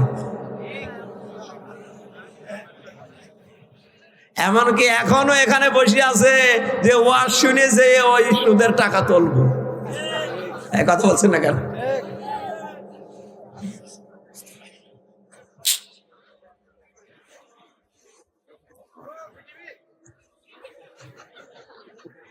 আপনাদের এলাকায় আসলে আমার একটু ভালো লাগে, কারণ এই এলাকার ভাষা আমি বুঝি না তো। আপনারা গালি দিলেও আমার মনে হয় দোয়া করছেন। আর আমিও এই চকরিয়া এসেছিলাম একবার, জেল থেকে বের হওয়ার পরে হজে গিয়েছিলাম ওমরায়। ওমরা থেকে এসেই বিমানবন্দর থেকে ওরা আমার টান দিয়ে নিয়ে আসলো মাহফিলে। ওই যে বাটি একজন ছিল না, বাটি জাফর, আল্লাহর এই বান্দা, উনি প্রধান অতিথি। উনি আমার পাশে বসে আছে, বস হুজুর দোয়া করে। আমি আরবিতে কয়েকটা গালি দিলাম, যারা কোরআনের অনুষ্ঠানে বাধা দেয় তারা যারো সন্তান। বাংলা বলি না, শুধু আরবি বলেছি। উনি বলছে আমিন। ঠিক আছে। এখন যে বাটি জাফর কোথায় যে আছে আল্লাহর অলি ভাবে পালিয়েছে। ওনার হোটেলে আমি কত পরশু দিন চকরিয়া বাজারে ঘুরতে ঘুরতে কোনো হোটেল পাচ্ছি না। ওই হোটেলের কাছে যে দেখেন মুরব্বী বসে আছে। আল্লাহ এটা সেই জাফর সাহেবের? হ্যাঁ। হোটেল কই? তা আল্লাহ সব উড়িয়ে দিয়েছে। ওই দিন যে একটা আরবিতে দোয়া করেছিলাম, বদ দোয়া, উনি যে আমিন বললো, যদি বাংলা বলতাম ওই দিন আমিন বলতো না, আমার মা বেলে চুয়াল্লিশ ধারা দিত। এই জন্য এই কক্সবাজার চট্টগ্রামের ভাষা ভালোই হয়েছে, সাথে আমি বসিও না। আপনারা গালি মালিক দিলেও অসুবিধা নেই। আমরা কোরআনে কারিম থেকে সামাজিক একটা আয়াত পড়েছি, পরিবার এবং সমাজ, এই দুইটা নিয়ে। হাদিস পড়েছি একটা, ওটা পরিবার, সমাজ এবং রাষ্ট্র, তিনটা নিয়ে। আমরা এই 5টা বিষয় সামনে রেখে আজকে একটু কথা বলতে চান। না মেলা সময় হয়ে গেল নাকি? থাকবেন তো আপনারা? আমার আয়াত ছিল সূরা হুজুরাতের 12 নম্বর আয়াত। রব্বুল আলামিন বলেন, ইয়া আইয়ুহাল্লাযীনা আমানু ইজতানিবু কাসীরাম মিনাজ যন্নি ইন্না বা'দাজ-যন্নি ইসমুন ওয়া লা তাজাসসু ওয়া লা ইয়াগতাব বা'দুকুম বা'দা। যা আসবে পরে দেবেন, মোনাজাতের আগে দেবেন। ওহে যারা ইমানের দাবি করো, তাহলে আয়াত দ্বারা আল্লাহ কিন্তু তামাম কক্সবাজারের যারা আছে সবাই উদ্দেশ্য না কি? এদিকে তাকান ভাই, ঠিক আছে। কিছু দিলে প্রশ্ন কারো যদি থাকে লিখে রাখবেন, মোনাজাতের আগে দেবেন, ঠিক আছে? এখন ডিস্টার্ব করেন না। আজকের যে আয়াত, এটা কিন্তু বাংলাদেশে সবার জন্য না, এমনকি এই কক্সবাজারে যারা বাস করেন সবার জন্য না। আজকে আমি যে চুল কেটে আসলাম, যিনি আমার চুল কেটে দিচ্ছিল, ওর বুকের ওপরে একটা মালা দেখে আমি টের পেয়েছি যে দাদা। তার মানে ওনার জন্য আজকের আয়াত না, ওনার তো ইমানই নেই। কি কথা বলেন না কেন? ওই যে নীলগিরি, কক্সবাজারে যে সমুদ্র সৈকতের আগে নীলগিরি যেটা আছে, ওই জায়গায় চুল কাটিয়েছিলাম। এমন ভাবে কেটে দিয়েছে টুপি খোলা যাচ্ছে না। এমনি আমার শরীরে মাংস নেই, জালেমরা সব শেষ করে দিয়েছে। চুল একটু ছিল যাক লাগতো, এমন কাটা কেটেছে বাটি ষাট, আমার একদম বাটি করে দিয়েছে ওই বাটি। আজকে যেহেতু আয়াতটা সবার জন্য না, এই জন্য সবাই এখানে শোনার দরকার নেই। এই আয়াতটা শুধুমাত্র কাদের জন্যে? ইমানদার। বলেন বলেন, ইমান আমাদের আছে তো? ইমানের সংজ্ঞা বললাম, ভালো কাজ দেখলে আনন্দ লাগবে, অন্যায় দেখলেই ভেতর থেকে একটা বাধা আসবে। আল্লাহ এরকম ইমানদারকে ডাক দিয়ে বললেন, ইজতানিব, বেঁচে থাকবা। তুমি একা একা না, সবাই মিলে বহু বছর। ইজতানিব, তোমরা সবাই মিলে বেঁচে থাকবা। ইন্না কাসীরাম মিনাজ যন্নি, অধিকাংশ ধারণা করা থেকে। আজ বাংলাদেশে ধারণা নেই, আসতে বলেন। জামাত ইসলামের একজন নেতা ডক্টর শফিকুল ইসলাম মাসুদ হাফিজাহুল্লাহ, উনি কয়েকদিন আগে একটা গাড়িতে ওই যে পাঞ্জাবি সব, আপনাদের এই কক্সবাজারের নিয়ামতুল্লাহ নিজামী নামে একটা ছেলে ব্যবসা করে, পাঞ্জাবির ব্যবসা। এই পাঞ্জাবি সব উনি একটা গাড়ি নিয়েছে, ওই গাড়িতে নাকি ভাই ঘুরছিল। এইটা নিয়ে দেখলাম তার পরের দিন তোলপাড় চলছে যে স্মার্ট গ্রুপের কাছ থেকে জামাত ইসলাম টাকা পয়সা খেয়ে। এটা একটা কথা বলল, কোথায় স্মার্ট গ্রুপ আর কোথায় স্মার্ট পাঞ্জাবি? আপনি সঠিকভাবে কোনো তথ্য না জেনে আন্দাজে এক ধারণা করলেন, এটার দ্বারা কত ক্ষতি হয়ে গেল আপনার জীবনে জানেন? কারণ যারা এইভাবে আন্দাজে ধারণা করে, যে এলাকায় এই যে আন্দাজে ধারণা করা, এই রোগটা বেশি। যে জিনিস যে জানে না তার উপর ওই দোষটা চাপিয়ে দেওয়া, এই গুনাহ বেশি। ওই এলাকার মানুষের দোয়া কবুল হওয়া বন্ধ হয়ে যায়। কথা বুঝতেছে? তাহলে কত বড় অপরাধ বাংলাদেশে এরা করলো। যারাই করেছে তারা যদি, আল্লাহ বলেন ইজতানিব, বেঁচে থাকবা, কাসীরাম মিনাজ যন্নি, অধিকাংশ ধারণা করা থেকে। ইন্না বা'দাজ যন্নি ইসমুন, কারণ অধিকাংশ ধারণাই হচ্ছে গুনার কাজ। কথা বলেন না কেন? রিকশা দিয়ে একজন চলে যাচ্ছে তার স্ত্রী নিয়ে, আপনি আন্দাজে এক ধারণা করলেন ও চরিত্র ভালো, মেয়ে লোক নিয়ে যাচ্ছে। আরে ভাই, ওটা তোর বউ অথবা বোন অথবা মাও হতে পারে, ওর আপন খালাও হতে পারে। যে 14 জন মহিলার সাথে দেখা করা যায় যাচ্ছে, তাদেরকে যদি আপনি নিয়ে যান, গুনাহ আছে?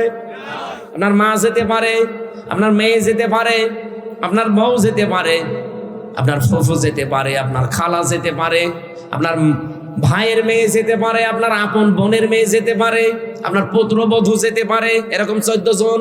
কয়জন? এই 14 জন মহিলা যদি আপনার সাথে যায়, আর আপনি আন্দাজে রাস্তায় দেখে একটা ধারণা করে দিলেন, এই আন্দাজে ধারণা করা কি কাজ? ছোটখাটো গোনা না, কবিরা গোনা। আল্লাহ বলেন বেঁচে থাকবা এই গোনা থেকে। আলা তাজাসসু, মানুষের পেছনে অনুসন্ধান করতে লেগে যাবা না। এটা আগস্টের 5 তারিখের পর থেকে বেশি আরম্ভ হয়েছে। একে অন্যের পেছনে লেগে আছে। কি করে তার গোপন দোষগুলো ফাঁস করে মানুষের কাছে কালার করা যায়। ওয়ালা ইয়াগতাব বা'দুকুম বা'দা, একে অন্যের পেছনে গোয়েন্দাগিরি করবা না, লেগে থাকবা না সব সময়। রব্বুল আলামিন এতটুকু শেষ করে দিতে পারতেন, এবার একটা ভয়ঙ্কর কথা বললেন। এই যে নিজে যেই গুনাহ করে, এই গুনাহটা আরেকজনের উপরে চাপিয়ে দিয়ে তাকে কালার করে দেওয়ার চেষ্টা করে, নিজে সাদাবাজি করে, আর এই দোষটা চাপিয়ে দেয় একটা ভালো মানুষের উপরে। বাংলাদেশে এই গুনাহ নেই? বলেন। ইসলামী ব্যাংকের নাম বলেন, অনেকে দেখি বলে আরে ভাই ইসলামী ব্যাংক যাদের ছিল তারা ফেরত পেয়েছে, আপনি আন্দাজে সাদাবাজ বলে তাদের নাম চালিয়ে দেন কোন কারণে? এতদিন যাদের কাছে ছিল তারাই তো ছিল সাদাবাজ, ছিনতাইকারী। তারা এটা ছিনতাই করে নিয়েছিল এতদিনে। এখন যাদের কাছে আছে এটা তাদের নিজেদের জিনিস, তারা নিজেরা ফেরত পেয়েছে, আর তাদের নামে আপনি সাদাবাজ বলে চালিয়ে দেন। যারা সাদাবাজি করেছে, ছিনতাই করে নিয়েছে। এই গণাটা যদি বন্ধ না হয়, আপনি নামাজ পড়েন, রোজা রাখেন, হজ করে এসেছেন, এগুলো সব লোক দেখানো হবে। আল্লাহ পাক বলেন আইয়ুহিব্বু আহাদুকুম আইয়াকুলা লাহমা আখি মাইতান, তোমাদের কেউ কি ভালোবাসো যে মরা ভাইয়ের গোশত খেতে? আপনাকে যদি এখন আমার এই মরা ভাইকে জবাই করে গোশত দেওয়া হয়, খাবে? অথচ ওই গোনা আপনি লিপ্ত, যারা মানুষের পেছনে লেগে থাকে। আর সেই গোনা যেই লোক করে নাই, ওই দোষ যদি কেউ ইচ্ছা করে তার উপরে চাপিয়ে তাকে কালার করে দেয়, ওই দোষ যতদিন আপনি না করবেন ততদিন আপনার মরণ হবে না। গত বছরের পয়লা বৈশাখ পালন করার সময় মাওলানা মতিয়ার রহমান নিজামী, আল্লামা দেলাওয়ার হোসেন সাইদি, অধ্যাপক গোলাম আজম, ইসলামী স্কলার যারা এদেশে অনেক আলেম ওলামার বিভিন্ন মূর্তি তৈরি করে পয়লা বৈশাখ পালন করেছিল, কার্টুন তৈরি করে, কথা বলছেন না? আর সেইটা এক বছরের ব্যবধানে আল্লাহ পুরা উল্টিয়ে দিয়ে এখন হাসিনার কার্টুন তৈরি করে, তাও রাক্ষসী কার্টুন। যেই গোনা যে করে নাই দোষ তার উপর চাপিয়ে দিলেন কেন? এখন নিজে যা করেছিলেন যেই দোষ চাপিয়ে জনগণের সামনে কালার করার জন্য আল্লাহ আপনাকে পুরা 100 গুণ কালার করে দিয়েছে।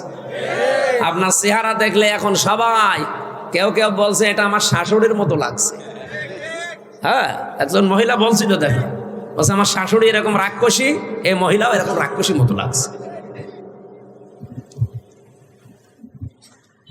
এ সম্পর্কে সূরা নিসা 5 নম্বর পারা 15 নম্বর পৃষ্ঠা 10 নম্বর লাইনের 112 নম্বর আয়াতটা আপনার জন্য আমার জন্য প্রযোজ্য, আপনি লিখে রাখেন।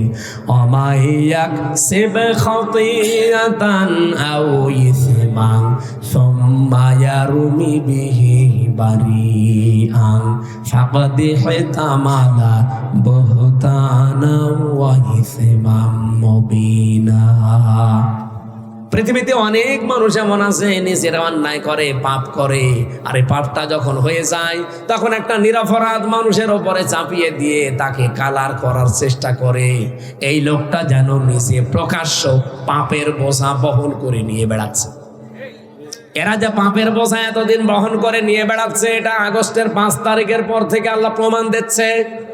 এই 15.5 বছরে যা করেছে, যত মারিং কাটিং করা, যত চুরি করা, যত অবৈধ কাজ করা, যত চরিত্রহীন হওয়ার জন্য কাজ করা, সব এখন জনগণের সামনে ওপেন হয়ে যাচ্ছে।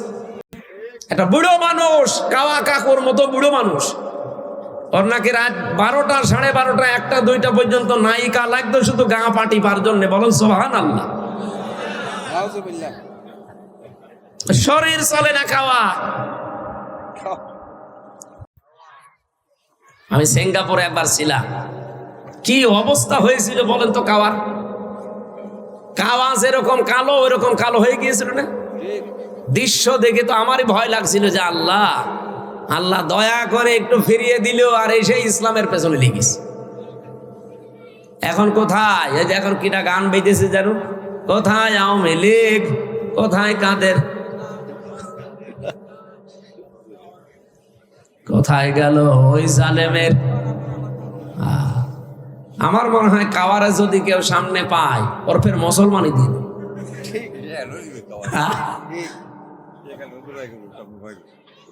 যা যা চরিত্র স্বাভাবিকতা হালকা পাতলা একটু দেখা যাচ্ছে, গভীরেরটা তো আমরা অনেকে জানি না।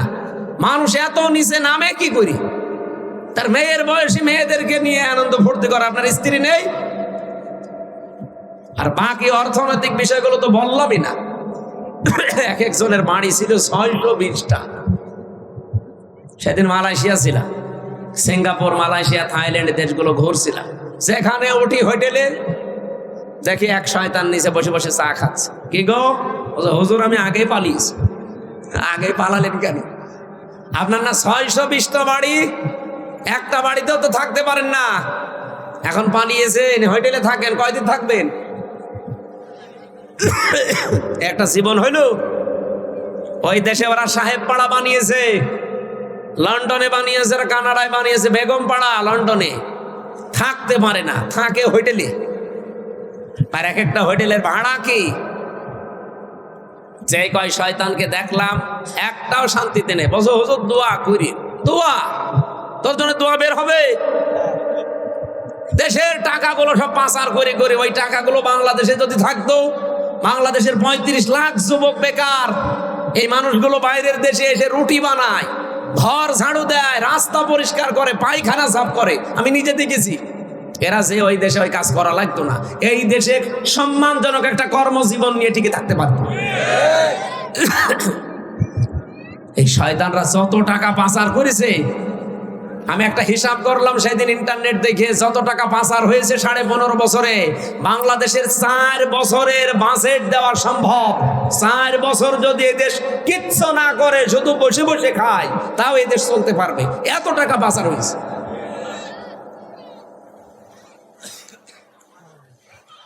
আর এখনো পর্যন্ত ওরা সাফাই গাছ, আমরা কি করেছি যে আমাদের মানুষ দেখতে পারে না। সেদিন হাসিনা একটা বক্তব্য দিচ্ছিল, দেখলাম ইন্টারনেটে, বলছে হ্যাঁ সবই দোষ আমার, সবই আমি খেয়েছি, আমার বোন যে এত খাইলো, আমার বোনের তো কিছু হয় না।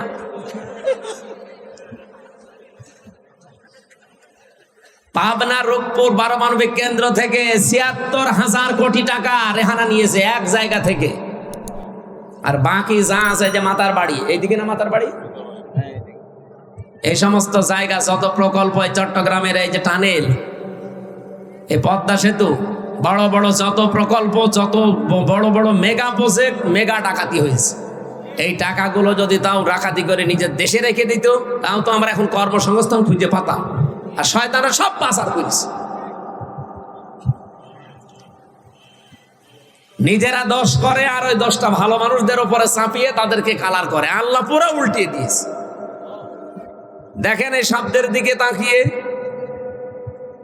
আও ইসমাং বারিয়াং ফাকাদ ইহতামালা বুহতান ওয়া ইসমাম মুবিনা। গীবত আর বুহতান এক জিনিস না। আপনার ভেতরে দোষ আছে, আমি যদি বাইরে বলি ওটা হচ্ছে গীবত। আর আপনার ভেতরে দোষ নেই, আমি যদি বানিয়ে বানিয়ে আপনার নামে দোষ দেই, ওটা হবে বুহতান। ওটা আরো মারাত্মক গুনাহ। গীবত করা মানে মরা ভাইয়ের গোশত খাওয়ার, বুহতান মানে কোন ভাইয়ের গোশত খাওয়া বলে। এই গুনাহগুলো চলছিল দেশে, এখনো চলছে। আল্লাহ তাআলা বলেন ওয়াত্তাকুল্লাহ, আমি আল্লাহকে ভয় করো। এই তাকওয়া মানে শুধু আল্লাহর ভয় না, এই তাকওয়া মানে সতর্ক হওয়া। তার মানে আমাদের জীবনে আমরা এখন থেকে সতর্ক হব। ইন্নাল্লাহা তাওয়াবুর রহিম, অবশ্যই আল্লাহ আমাদের তাওবা কবুলকারী, তিনি রহিম। বলেন সুবহানাল্লাহ। হযরতে আবু যর থেকে বর্ণিত যে হাদিস ছিল, তিনি নবীকে বলেছিলেন, হে নবী, আমার বাড়ি থেকে আপনার এই জায়গা প্রায় 83-84 কিলোমিটার দূর। আমি তো এই পাহাড়ি রাস্তা বেয়ে বেয়ে সবসময় আসতে পারি না। আপনি আমাকে এমন কিছু দেন যেন এইটা নিয়ে আমি জান্নাতে যেতে পারি। বিশ্বনবী তাকে 7টা আদেশ দিয়েছিলেন। কয়টা বলেন বলেন? 1 নম্বরে বললেন ওসিকা বিতাকওয়াল্লাহ, আমি তোমাকে আদেশ দিচ্ছি তুমি আল্লাহকে ভয় করে চলবা। আল্লাহকে ভয় মানে, আল্লাহর ভয়ের অর্থ আমরা অনেকে জানি না। বাংলা অর্থ হচ্ছে আল্লাহর ভয় হচ্ছে আল্লাহর নিষিদ্ধ কাজগুলো শুধু ছেড়ে দেওয়ার নাম খাউফ, আর ঘৃণা করে ছেড়ে দেওয়ার নাম তাকওয়া। আল্লাহর যত নিষিদ্ধ কাজ আছে তার ভেতরে এই ধারণা করা একটা নিষিদ্ধ কাজ। এই কথা বলেন না? আমরা গীবতের উপরে কথা বললাম, তহমতের উপরে বললাম। সুতরাং এই ধারণা, আন্দাজে ধারণা করা থেকে আজকে থেকে বেঁচে থাকা লাগবে। শুধু বেঁচে থাকবো না, ঘৃণা করে ছেড়ে দেব। যেখানে গীবত হবে, মেয়েদের ভেতরে এটা বেশি হয়, এক জায়গায় বসলে শুধু গীবত, পরনিন্দা, পরচর্চা, পরচর্চা করা, এটা বন্ধ করা লাগবে। দরকার হয় চুপ থাকবেন, মাংস মাতা না যা, কথাবার্তারা যদি প্রয়োজন না হয় বলবেন না। আন্দাজে বকতে বকতে এমন বেশি কথা বলে। নবীজিকে প্রশ্ন করলেন সাহাবী, আমি যদি আল্লাহর তাকওয়া ভয় এটা অর্জন করি কি আমি পাবো? নবীজি বলেন ফাইন্নাহু আসিয়ানু লিআমরিকা কুল্লিহি, পৃথিবীর যত কাজ আছে সব কাজের ভেতরে আল্লাহ দেখবেন তোমাকে একটা সৌন্দর্য দিয়ে দেবে। তোমার কাজ দেখলেই পৃথিবীর মানুষ বুঝবে না এটা অন্য ধরনের মানুষ। আল্লাহ এই যে আদেশটা উপদেশটা আবু সরকেই দিয়েছিল নবীজি, না আমরা আছি না? এই উপদেশগুলো জীবনে আমরা যেন মেনে চলতে পারি। সম্মানিত ভাইরা, চট্টগ্রাম শহরে একটা অনুষ্ঠান আছে রাত 12টায়, এখন বাজে 11:05। আমি মেয়েদের জীবন নিয়ে জেলখানায় বসে বসে ওদের খুব কষ্ট দিয়েছিল, তারপরও চুরি চুরি করে লিখেছিলাম। 2টা বই আমার লিখিত আছে। একটা হচ্ছে দাম্পত্য জীবনের কলহ এবং তার সমাধান, এবং আদর্শ নারী। মেয়েদের কয়জন মানুষ পৃথিবীতে আদর্শ হবে, মেয়েকে আর বউকে পড়াবেন। ওই যে সাদা গাড়ি আছে, কয়েকটা পিস আছে, আপনারা শিক্ষিত মানুষরা নিয়ে যেয়ে ওদেরকে পড়াবেন। মেয়েদের জন্য একটা আছে, ছেলেদের জন্য একটা আছে। আমি আগামীতে আবার এই চট্টগ্রাম কক্সবাজার যদি আসি, একটা মাহফিল রাখবেন। আজকে ডবল হওয়ার কারণে একটু চাপ হয়ে গেছে। ওখানে শামসুল ইসলাম সাহেব, এরপরে শাহজাহান সাহেব বসে আছে। আমার এখন যাওয়া লাগবে। আমি আজকের মতো মাপ চেয়ে নিয়ে দোয়া করে শেষ করে দিচ্ছি। বইটা যাওয়ার সময় নিয়ে যান। আল্লাহুম্মা আমিন। লা ইলাহা ইল্লা আনতা সুবহানাকা ইন্নী কুনতু মিনাজ জালিমিন। রব্বুল আলামিন, সারা জীবন অপরাধ করে জীবনটা নষ্ট করে ফেলেছি। হাত উঠায় কথা বলবো ভয় করে, লজ্জা করে। জীবনের অপরাধের দিকে তাকালে গোনা ছাড়া কিছুই দেখা যায় না। আমাদের জীবনের অপরাধের দিকে তাকিও না, তোমার রহমতের দিকে তাকাও। জিন্দেগির গোনাগুলো মাফ করে দাও। সওয়াব যদি দিয়ে থাকো আজকের আয়োজনে বিশ্ব নবীর রওজায় পৌঁছিয়ে দাও। যত মানুষ আদম থেকে পর্যন্ত কবরে আছে জান্নাতুল ফেরদাউস দিয়ে দাও। বিশেষ করে আজকের মাহফিল যাদের স্মরণে আল্লাহ তাআলা ডাক্তার বেলায়েত হোসেন, তোমার গোলামকে কবরে তুমি জান্নাতুল ফেরদাউস দিয়ে দাও। তার স্ত্রীও কবরে আছে, আল্লাহ তুমি তাকেও মাফ করে দাও। তার সন্তান, সুযোগ্য সন্তান হাত তুলেছে লিয়াকত আলী, আল্লাহ আমার এই ভট্ট ভাইয়ের মোনাজাত কবুল করো। তোমার নবী জানিয়েছে সন্তান যদি হাত তোলে ওই মোনাজাত নাকি তুমি ফেরত দাও।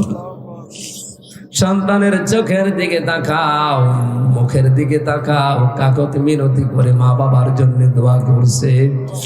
আমাদের সবার দোয়া যদি কবুল নাও হয়, তার সন্তানের দিকে তাকিয়ে তাদেরকে কবরে জান্নাত দিয়ে দাও। জীবনে বহু ভালো ভালো কাজ তারা করেছে, কাজগুলো কবুল করো। শয়তানের ধোঁকায় যদি অন্যায় কিছু করে থাকে, আল্লাহ তুমি নিজ গুণে কবুল করে মাফ করে নাও। মাহফিলের সম্মানিত সভাপতি আমার ভট্ট ভাইকে মঞ্জুর করো। তার স্ত্রী সন্তান যেগুলো দিয়েছে সহি সালামতে রাখো। তার ব্যবসা বাণিজ্য বাড়ি ঘর যেগুলো দুনিয়াতে বসবাস করার জন্য আছে, আল্লাহ তুমি বাইতুস সালাম বানিয়ে দাও। আজকের মাহফিলের প্রধান অতিথি আমাদের সাবেক মেয়র, আল্লাহ তোমার এই গোলামের উপর রহমত নাযিল করো। তার মা বাবাকেও মাফ করে দাও। যত আলেমরা এখানে কথা বলেছে, আলেমদের কথাগুলো আমল করার তৌফিক দাও। এই কক্সবাজারে যারা ব্যবসা বাণিজ্য করে, আল্লাহ এদের হালাল রুজিতে বরকত দিয়ে দাও।